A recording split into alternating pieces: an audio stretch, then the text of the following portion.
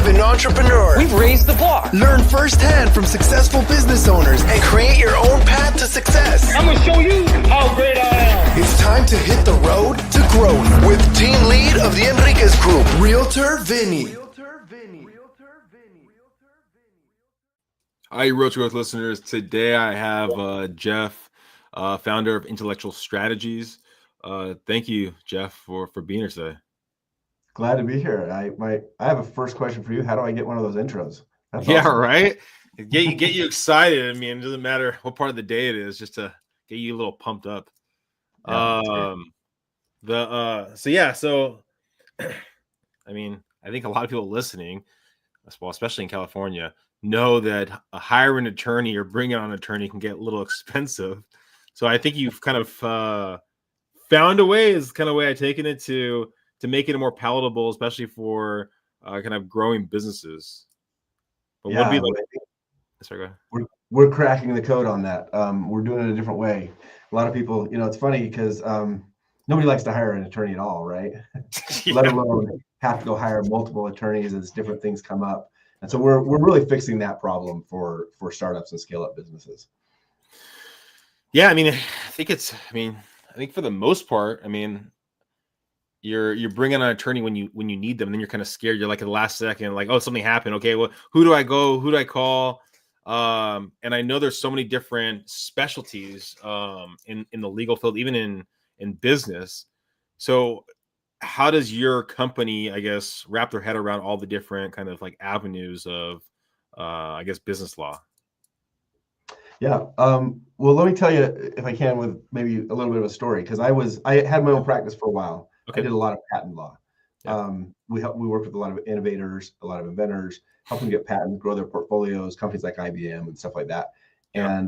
And at one point I said to myself, I'm helping a bunch of big companies do nothing really, like add another patent to their portfolio. What does that matter? They're still the number one patent, owner in the country or in the world.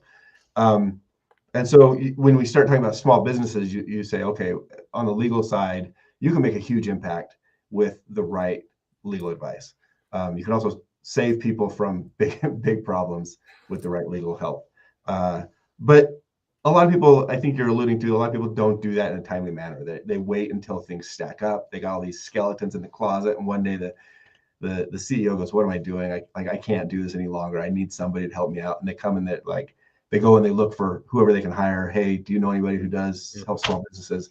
And they hire somebody, and then they get billed a ton of money. So there's kind of an issue here. Like we're really valuable when we are aligned with the business, but we're also pretty expensive typically, especially when you go with the typical billing models, the hourly type rates and things like that attorneys typically charge. So when I was kind of looking at where I wanted to be with my practice, I took my practice that was focused on innovation. I said, I want to work broader with the companies. I want to be part of the executive team. I want to be helping companies. I went in-house, which means I went from my own private practice to an employee of a company, one that had raised, I don't know, $200 million or something. And they were transitioning from one in-house counsel to another in-house counsel. They needed someone to come in. For some reason, they were letting the other one go. And 2 weeks into that, with 15 years behind me of legal industry practice, 2 weeks into that position, I said, I've been doing it wrong this whole time.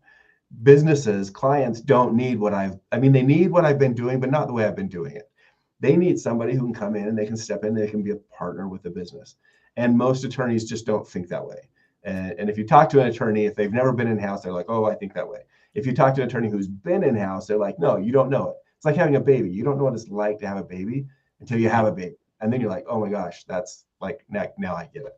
So going in-house 2 weeks in, I'm like, this is totally different. I've been doing it the wrong way. And that's really where I would say that the evolution from practicing like a normal attorney to where we're at now, practicing as a fractional legal team, really, really started.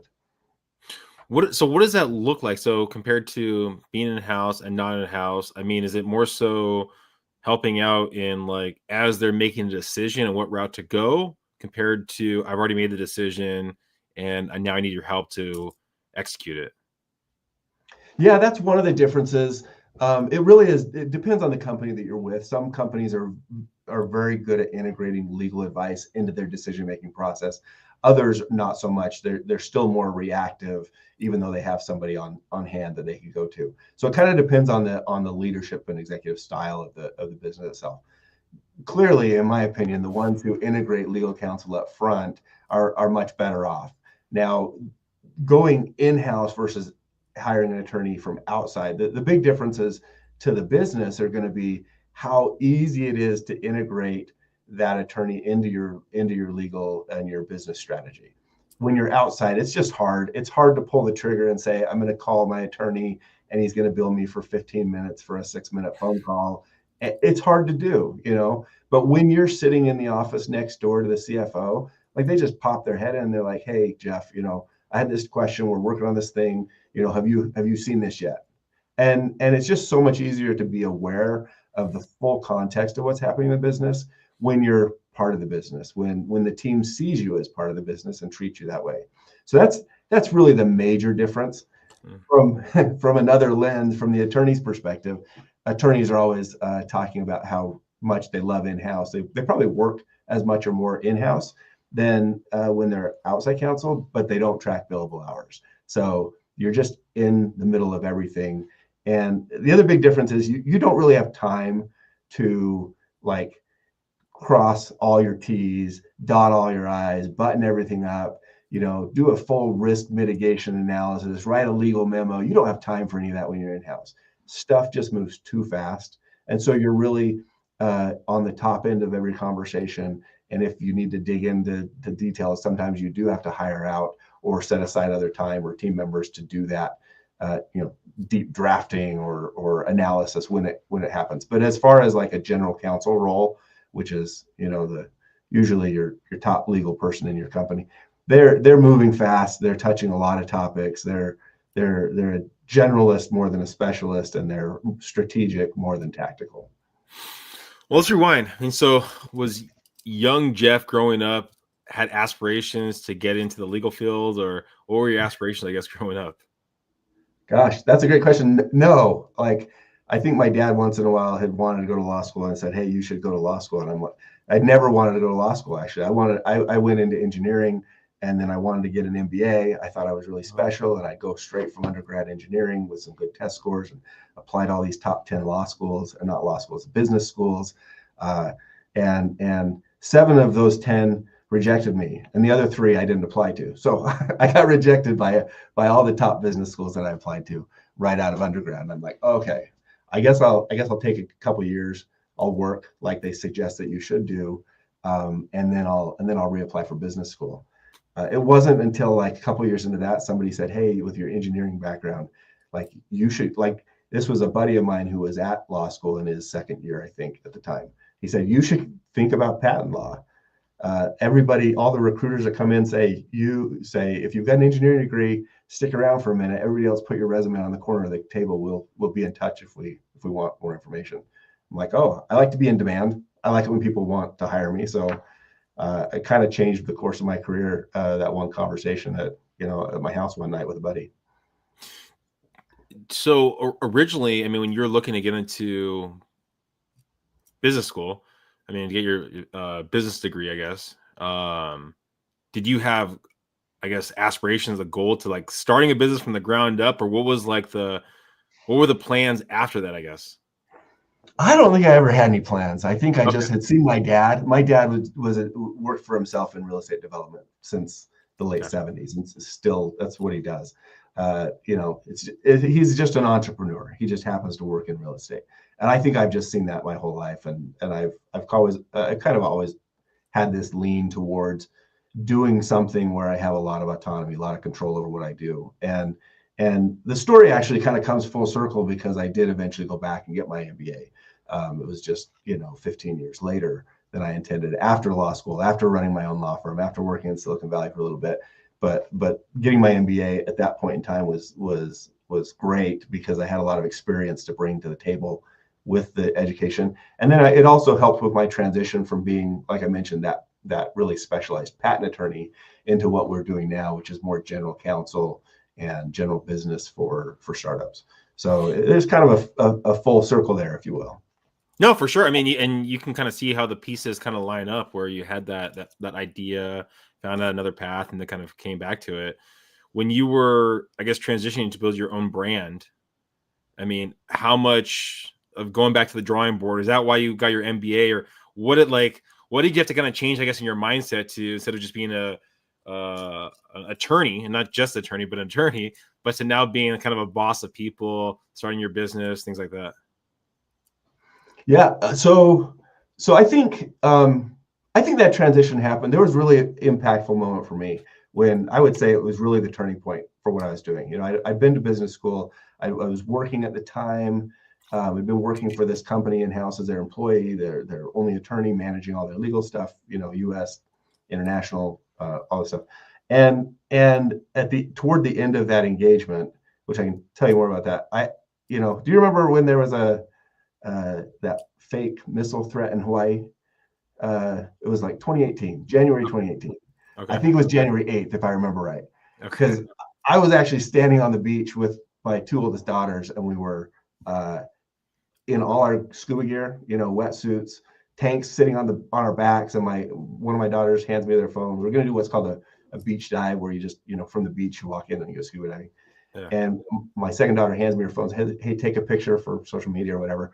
And then I held the phone up, and I was going to, you know, got my phone here. I was going to take a picture of my two daughters, and before I could snap the photo, that message came up. If you ever saw it, you know, it said something to the effect of missile threat to Hawaii. This is not a drill. And I'm like, holy, what is going on, right? And I look around, everybody's looking at their phone. Trying to call my wife, who's back at the condo with my other two kids. Anyway, it was like a really fast, terrible thing, right? You're like, you're thinking to yourself, well, I can't freak out because I got my daughters with me. I don't want them to think this is a big deal, you know. But maybe I should be calling my parents, tell them I love them, right? Because maybe this really is the end. Who knows? And so that was it back in 2018. And when I went through that, and I'd kind of been transitioning through my MBA and working in house, and I said to myself, I got to do something more than what I'm doing. Like, I got to make a bigger difference with how I'm working. And so, you know, while that scuba Maui missile threat experience really doesn't tie in directly to what I did for work, it was really the impetus for kind of reevaluating how I move forward from there. And so as I thought about what I want to do, what I want to accomplish, how do I make an impact, I really, you know, those things kind of lined up. Okay, I'd seen the difference in-house and really working with clients versus just kind of building clients, right? I'd seen how to integrate in the business of a client versus just be an attorney. And then I'd done a lot of like IP strategy. You know, you're building patent portfolios for these large companies, and you're like, am I really making a difference by adding some more patents to their portfolio? And so, you know, you start thinking, well, how does what I'm doing really fit into the strategy of the business, the partnership of the business, the team, the collaborative nature of the business? And so, you know, fast forward not too long after that experience, and I had made a transition where I went back out. I got excited to restart my law firm. 3 years before that, I would have said, I'm not sure I want to start my own law firm again, because it's, you know, wasn't fulfilling how I was practicing. But giving it some thought and reevaluating how to really be a partner with my clients, how to really make an impact with each of them was kind of life-changing for me. And so that's where I really got into saying, I'm going to become a better partner for clients. I'm going to design a better way to work. And now we do something that, frankly, I think that every small law firm out there that works with small businesses ought to be doing.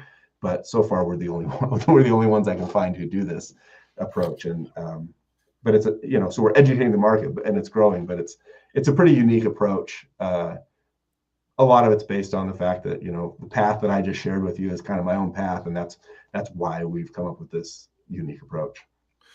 So correct me if I'm wrong. So you kind of saw your mortality, I guess. You're trying to see, I guess, assess your worth, I guess, or what kind of value you're actually bringing to your people or your clients, I guess. And then kind of had like an assessment of kind of, I want to shift this because I don't feel like I'm bringing enough value if like I actually was not here anymore. Is that kind of like? Yeah, Yeah. that's really it. Going from my own practice where I thought, okay, I want to do more than just patents. I want to be involved in the business.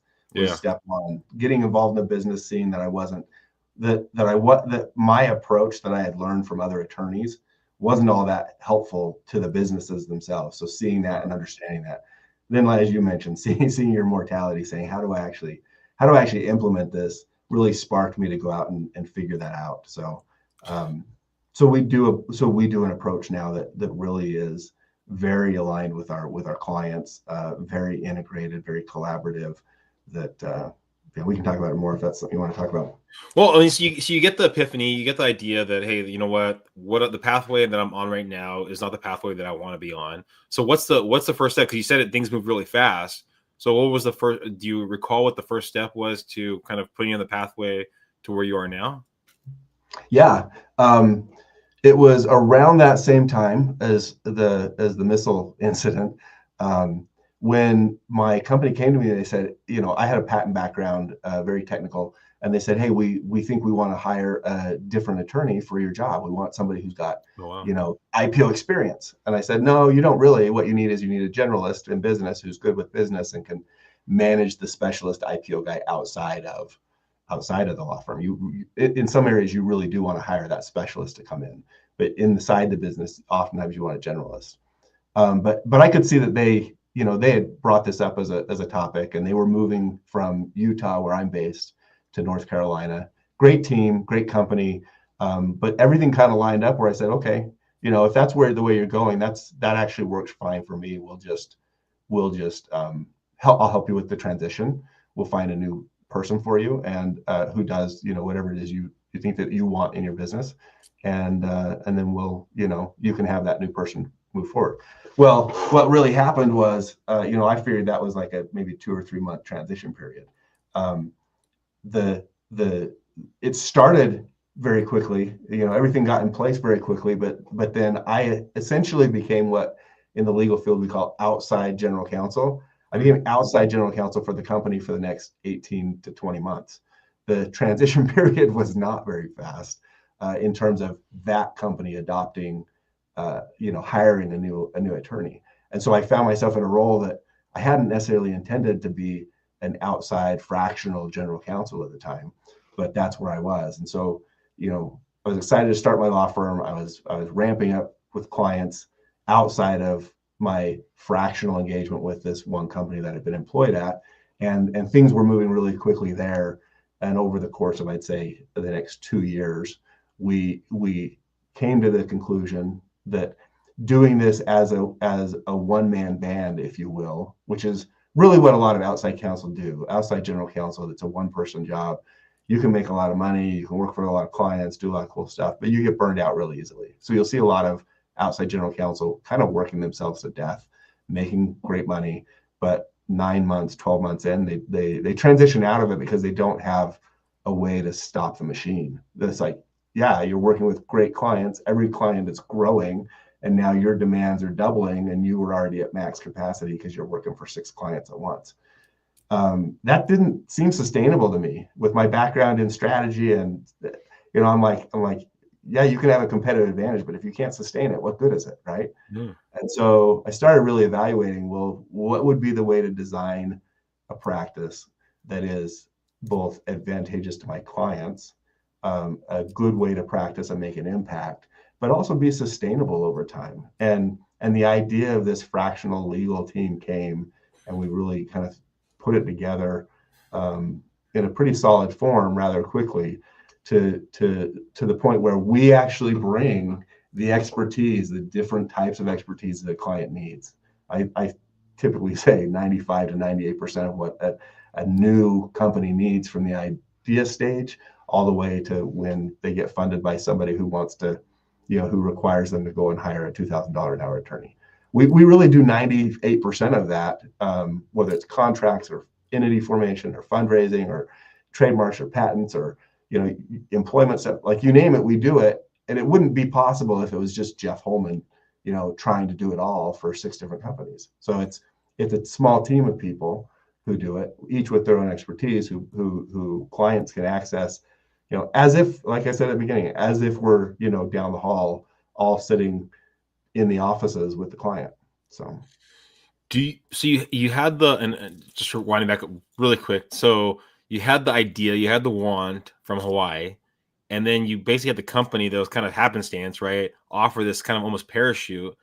Do you think if you didn't get the company to request that you would still have made the jump, or was the want so strong from the Hawaii thing that you would have found a way, maybe down the road, or maybe more a couple months, or? Yeah, I think so. I was pretty stoked, if you will, to restart my practice. When I closed it down before, because I effectively closed it down for the most part for a time. There's some nuances there about where the work went and whatever, but I effectively stepped out of the business, and it was my business. So as I went in house, but I was really excited to restart practicing with clients the way that I had envisioned practicing with that new epiphany. There was a path where I pursued and did, I went and spoke in, I don't know, Dubai and Germany and Japan, and on the topic of IP strategy, which is, how do you align your intellectual property assets, your patents, trademarks, with your business strategy? Because there's a lot of misalignment there, right? Just another kind of related topic, bridging my engineering technical background and my MBA in legal. So there was a time where that was something I was pursuing with more focus, but over time, being locked in, being aligned with my startup clients was really the driver. There's an energy, there's a chaos to working with startups that I just happen to love. And so while I kind of had these two paths, there's this general counsel, outside counsel role that I've been pursuing. It was what drove me to go get my MBA in the first place. And then there's this IP strategy, maybe more of a consulting type role that I was pursuing. And with the creation of the Fractional Legal Team, I'm still good at IP strategy, but I wouldn't say that I'm spending a lot of my time driving business that direction, because our Fractional Legal Team is doing really well. And it's just, it really does make a difference for our clients. I tell them about it. In fact, I had a call this morning. Somebody said, "Hey, I should call you. You're the best at this stuff." And I'm like, "Yeah, I might be. We're the only ones who do fractional legal teams, though, so we're clearly the best, at least for now." But I explained to him. He's like, "Oh, that's like, why isn't everybody doing that?" I'm like, "I don't know. I think everybody should be. Like, it really is the best way to practice." If you're a small business, looking for legal advice, you're going to grow. You're going to need more legal help sometimes and less others. You're going to need different types of legal help over the course of time. And, why go out and, create a situation where you have to hire another attorney every time you need something? It kind of sounds terrible to me. So besides, I guess, changing, I guess the pathway or your company strategy, right? From the first time that you started your company to the second time you started your company, or is there other things you can think about going, "Oh, okay, this was a better way of doing it when I kind of rolled out my new company compared to the first time, that maybe it wasn't the right way of doing it." So for people listening, they might go, "Oh, okay, yeah, that's a good thing to really think about if I wanted to start a company." Make sense? Yeah, it does. Well, let me caveat all of this by saying a lot of times I feel like we're our own startup. So, we work with startups, we're going through it. We're trying to find, because this is a new thing where we've brought a disruption to the market, we think, but we have to figure out how do you nail it, then scale it, right? Like any other startup would do. And so I think we're making great progress there. But until we get a bunch of copycats, maybe we haven't nailed it. I don't know. We're still in that phase. But there are things that I've done differently. One is I've stopped doing it myself as much. Building the team of attorneys was one thing, but building a team of administrative help behind has been a huge relief for me, because I've tried to run a business by myself. I still do a ton of things in the business that maybe some people would be like, "Well, that's not a good use of your time." I'm like, well, yeah, it's not maybe, but it's what I like to do. And that's, when you own the building, you clean the toilets, right? It's just what you do.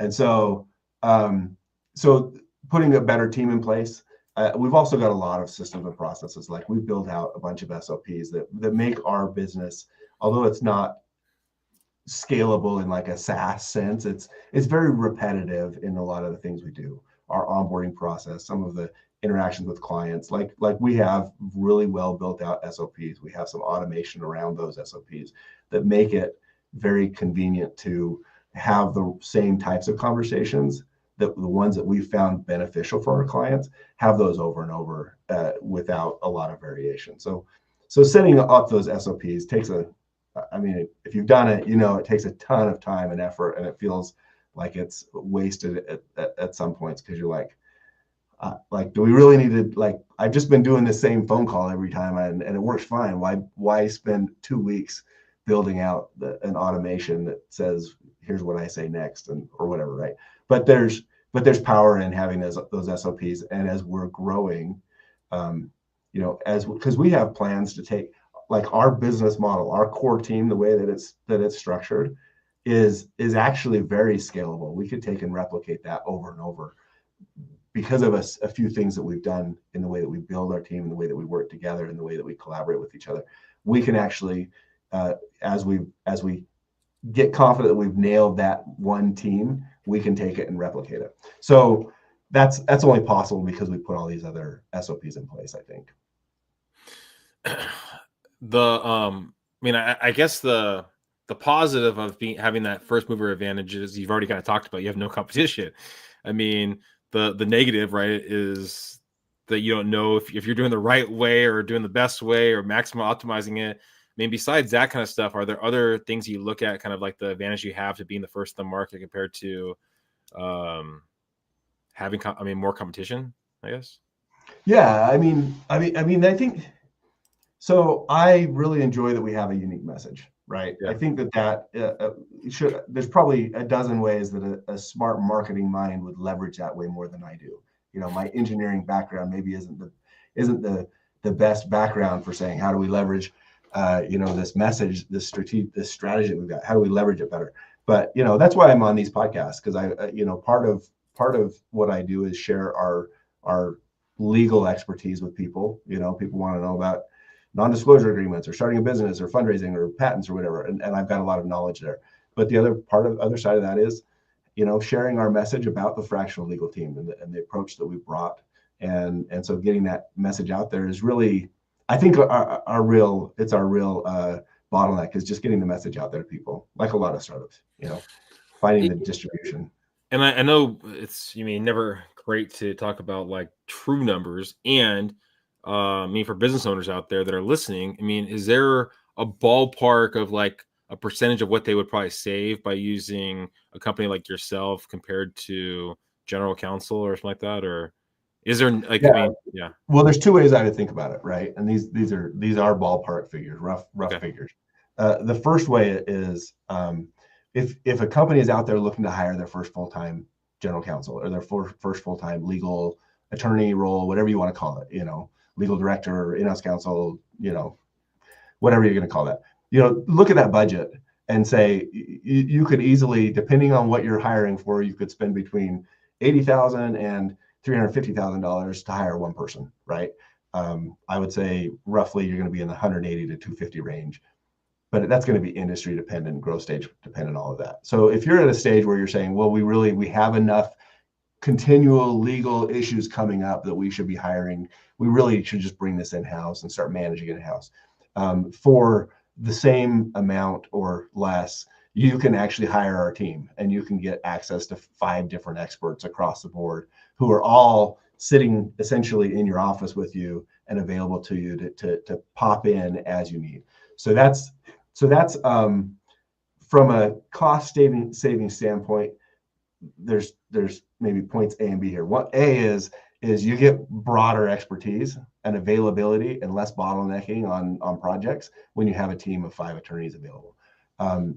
B, on the cost side of it, what you find when you hire one attorney is that one attorney has their own expertise. But when you need to get something else done because it's outside their expertise, or because that attorney is too busy with certain projects, you end up hiring outside counsel anyways.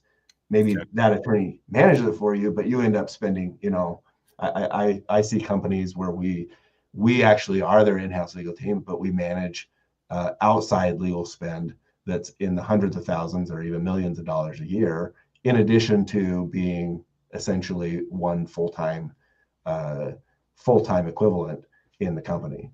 So when you have an attorney managing the outside counsel, the other attorneys that you engage, well, for one, having 5 attorneys, you don't have to hire as many outside counsel, and having the ability to manage the outside counsel that you do hire, we tend to save quite a bit on the bills because we know what to expect, and we know where people cut corners, and we know where they value bill, we call it.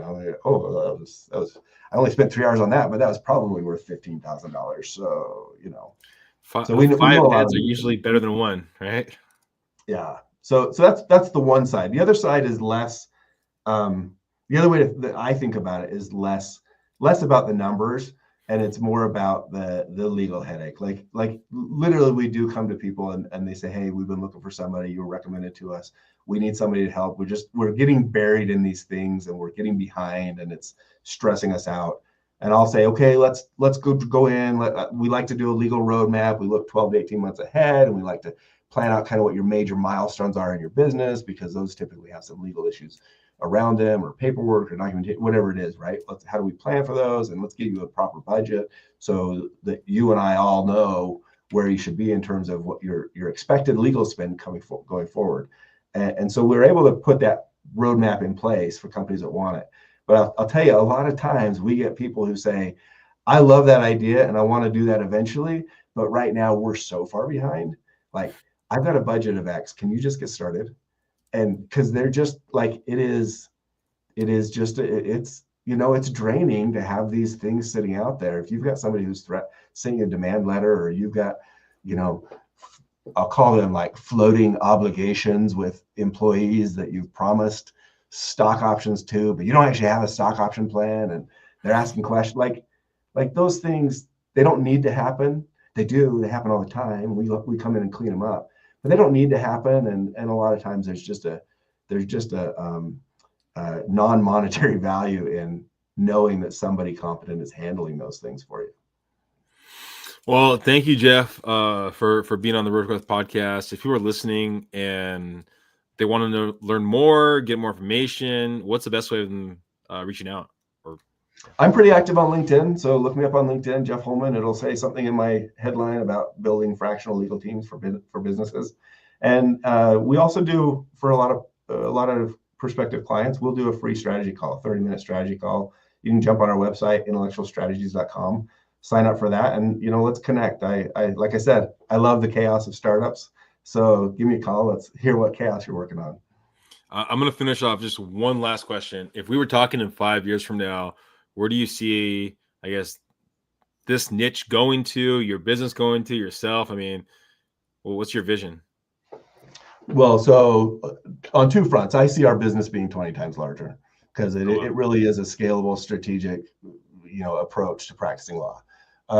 And I say that because the fractional industry, you look out there now, everybody's a fractional CMO, CTO, CFO. Agencies are popping up offering this model. Like, people are being required to go back into the office now. And you're going to see just everybody going, well, I'm now fractional because I'm not going back into the office, right? It's a lot of people do it. A lot of people do it in a way that's not sustainable.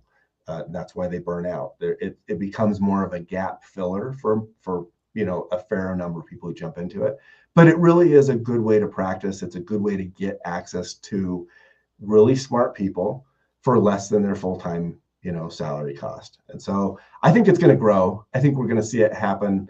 I don't know. I couldn't predict the numbers, but it's going to continue to grow. And we hope to be on the top of that on the legal side.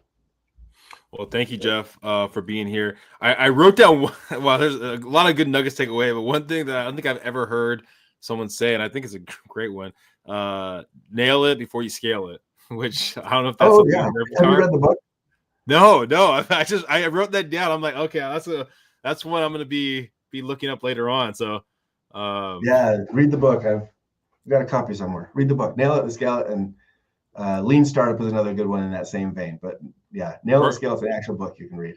Perfect. Okay, so yeah, no, I'll get into that book. And Yeah, I mean, I think everyone listening right there, I think simply it's better 5 heads than one. And if he's talking about growing 20 times in the next 5 years, you're talking about 100 heads, probably better than one. So at least reach out if you're growing, if you're expanding, you're looking to make that jump. It doesn't hurt to get a second option. Thank you guys for listening. Please subscribe, please share, and reach out with anything. Bye, everyone.